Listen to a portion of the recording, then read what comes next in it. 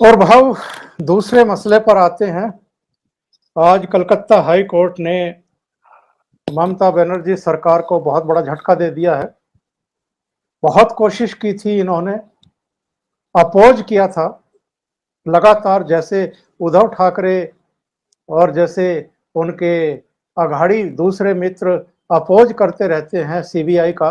उनकी एंट्री तक बैन कर दी थी इन्होंने नोटिफिकेशन जारी करके कि किसी भी मामले को सीधे सीबीआई अपने हाथ में नहीं ले सकती है, उसको पहले गृह मंत्रालय की अनुमति लेनी होगी। महाराष्ट्र, पश्चिम बंगाल समेत कम से कम 12 राज्य ऐसे हैं इस देश के जिन्होंने सीबीआई की सीधे एंट्री बैन कर रखी है। लेकिन कोर्ट को तो बैन नहीं कर सकते ना ये। इसलिए जब पश्चिम बंगाल की हिंसा को लेकर के बहुत सारे पीड़ितों ने अपनी याचिकाएं दायर की कलकत्ता हाई कोर्ट में और सुप्रीम कोर्ट में, तो कलकत्ता हाई कोर्ट ने राष्ट्रीय मानवाधिकार आयोग को यह निर्देश दिए कि वो एक कमेटी बनाए, एक पैनल बनाए जो पूरी हिंसा की घटनाओं की जांच पड़ताल करे और अपनी रिपोर्ट दे। एक टाइम फ्रेम तय किया गया था और उस पैनल ने अपनी रिपोर्ट दी। जो सोशल मीडिया में उस समय खबरें आ रही थी, वीडियो आ रहे थे घर जलाने के, लूटने के, दुकानों को लूटने के, लोगों की हत्याएं करने के, लोग भाग रहे थे, उसकी एक तरीके से उन्होंने पुष्टि कर दी।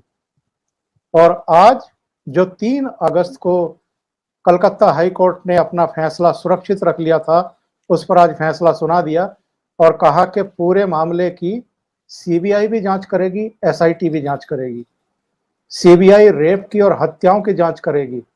कितना बड़ा झटका है ये ममता बनर्जी के लिए, और ममता बनर्जी ही नहीं, उस पूरे वर्ग के लिए, उस लुटियन मीडिया के लिए, उस पश्चिमी जगत के मीडिया के लिए भी, जो भारत की छोटी छोटी घटनाओं को लेकर के भी इतना तूल देता है।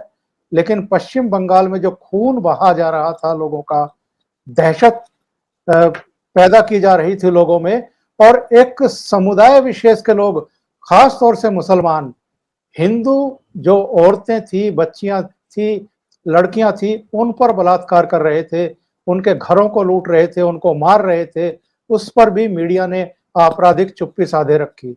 कलकत्ता हाई कोर्ट के इस आदेश का नतीजा तो जो होगा वो होगा, लेकिन इस फैसले ने सबको एक्सपोज कर दिया।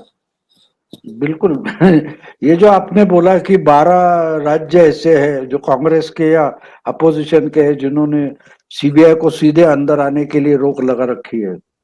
मैं एक छोटी सी कहानी बताऊंगा, अगर वो कहानी समझे तो बिल्कुल आसान हो जाता है समझना। जी जी। शेर था, जंगल का सिंह। वो हर कोई खरगोश दिखा है, इधर आ हरामजादे, जंगल का राजा कौन है? उसके मुंह से शब्द नहीं निकलता, आवाज नहीं निकलता, आप ही हो, आप ही हो, आप ही हो।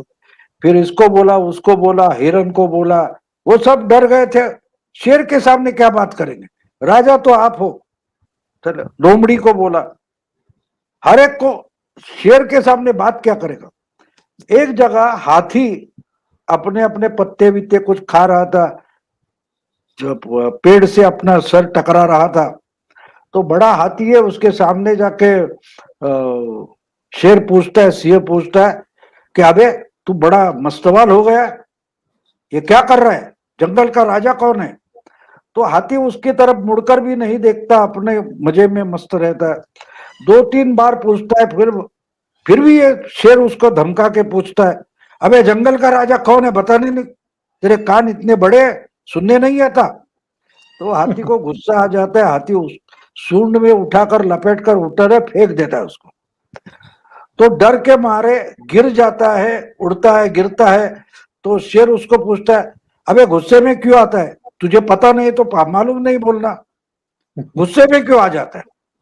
तो ये सब जो महाराष्ट्र हो, बंगाल सरकार हो, ये जो सुप्रीम कोर्ट में याचिकाएं कर रही है ना कि भाई ये खारिज करो, वो खारिज करो, तो वो वैसे शेर है। जब हाथी सामने आ जाता है तो बोलते हैं मालूम नहीं बोलो, गुस्से में क्यों आ जाते हो। तो इनकी जो लाचारी कोर्ट के सामने है, क्योंकि कोर्ट इनके सामने का हाथी है। उसके सामने ये तो बोलेंगे सुप्रीम सेंट्रल गवर्नमेंट को 356 लगाओ और खारिज करो इनको, इनकी गवर्नमेंट बर्खास्त करो। ये भी सुप्रीम कोर्ट बोल सकती है। जी जो जी। सुप्रीम कोर्ट ने ही 356 रुकाया हुआ है ना, सेंट्रल गवर्नमेंट अपने मन से उसका इस्तेमाल नहीं कर सकती। ये जो बम्बई का जो वर्डिक्ट है, बम्बई केस, का यस। आधार लेकर ये जो मस्ती कर रहे हैं, शेर बने बैठे हैं, उनको मालूम है कि जब तक सुप्रीम कोर्ट ने रोका है, इसलिए असली शेर जो दिल्ली में बैठा है उसको हम उसकी मजाक कर सकते हैं, लेकिन अगर सुप्रीम कोर्ट ने उसके हाथ में दे दिया तो हमारी खटिया खड़ी हो जाएगी। तो इनका रोना धोना जो चल रहा है, तो इनको पता चल रहा है कि हाथी भी है जंगल में, शेर और सिंह इतने भी नहीं रहते, बहुत कुछ होता है उसमें, हाथी भी होता है। तो उस पर हमला करना इतना आसान नहीं है। ममता ने वो भी करके देखा, ये जज तो बीजेपी वाला है, वो जज तो बीजेपी वाला है बोल के देखा, लेकिन जी जी जी। अब बोलते हैं ना ऊंट पहाड़ के नीचे आता है, तो वैसे हालत हो गई है। और इससे बहुत कुछ निकलेगा। देखिए, मुझे अजीब एक बात लगती है कि आपने जिस ढंग से लेफ्ट फ्रंट को हराया था, उसके बाद आपको सावध होना चाहिए था कि भाई इस ढंग से गवर्नमेंट नहीं चल सकती। जी जी। 35-36 साल से जो सत्ता थी वो ममता ने इसी ढंग से हटाई थी कि ये दादागिरी करती है, हिंसा करती है, इसी ढंग से वो सत्ता हटाई थी। तो कम से कम ये पता होना चाहिए कि हम कैसा बर्ताव करें कि आम जनता हमारे खिलाफ ना हो जाए। आज देखिए जो जो बड़ा चित्र खड़ा हो गया है वो ये है कि ममता के खिलाफ लड़ने वाले बंगाल में ही पैदा हो गए। जैसे लेफ्ट फ्रंट के खिलाफ लोग खड़े हो गए और ममता जीत गई थी, इसका परिणाम आगे चलकर मिलता है, आगे चलकर मिलने वाला है। ये आज भी डटकर वहां लोग खड़े हैं ना, लड़ रहे हैं। हिंसा अपने आप नहीं रुकी है, कोर्ट में जाने से रुकी है, और लोग भी लड़ने के लिए डटकर खड़े हो गए। ये 15 साल पहले बीजेपी के लिए पॉसिबल नहीं था। और लेफ्ट फ्रंट बड़ी पार्टी थी, कांग्रेस बड़ी पार्टी थी, लेकिन ये लोग ममता की गुंडागिरी के सामने लड़ना नहीं चाहते। ये देखने के बाद ही वहां पोलराइजेशन हो गया और 2 करोड़ 2.25 करोड़ वोट बीजेपी के मिले। इसका मतलब ये था लोगों ने वोट नहीं दिए, वो डटकर ममता से लड़ने के लिए खड़े हो गए। तो हिंसा तो होगी, आज भी हम देखेंगे तो अफगानिस्तान में पूरा कब्जा कर लिया बोलते हैं, लेकिन बहुत सारे रीजन्स में, प्रोविंस में वहां का आम आदमी तालिबान के खिलाफ लड़ने के लिए खड़ा हो गया।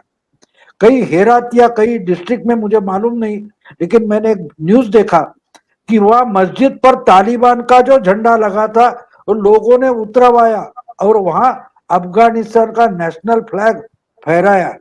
तो मतलब ये है कि लोग जब डटकर लड़ने के लिए खड़े हो जाते तो उसके सामने कोई हथियार नहीं चलता। हाँ, दहशत कुछ समय के लिए होती है, लेकिन जो शहीद होते हैं वो दूसरों की हिम्मत बढ़ाते जाते हैं। जितने मरते हैं उस मरने से 5 या 10 नए लड़ाके पैदा हो जाते हैं। तो हथियार की ताकत तब तक होती है जब तक सामने वाला डरता है। जिस दिन वो डरने से खत्म, डरने, हम लोग मुंबई में कसाब, अजमल कसाब को रोक नहीं पाए, पुलिस की बंदूकें, 30,000 से ज्यादा पुलिस मुंबई में थे, लेकिन 10 मरने की हिम्मत करने वालों ने मुंबई को मानो कब्जे में कर लिया था 36 घंटे के लिए। क्यों? क्योंकि उनको मरने का डर नहीं था। जब हिंसा का मतलब एक लिखो, हिंसा होगी, उसका डर जब तक है तब तक जनता दबे रहती है। जी जी।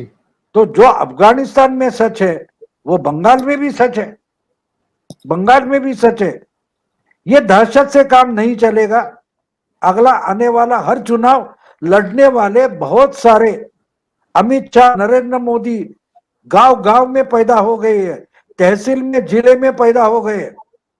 अब उनको अमित शाह की जरूरत नहीं है, जब तक उनको जगाने के लिए पिछला चुनाव हो गया। वो अब खड़े हो चुके हैं। अगर वो ह्यूमन राइट्स कमीशन के सामने कोर्ट में जाकर अपनी अर्जी दाखिल कर रहे हैं, उसका मतलब वो कुछ भी परिणाम हो उसके लिए लड़ने के लिए खड़े हो गए।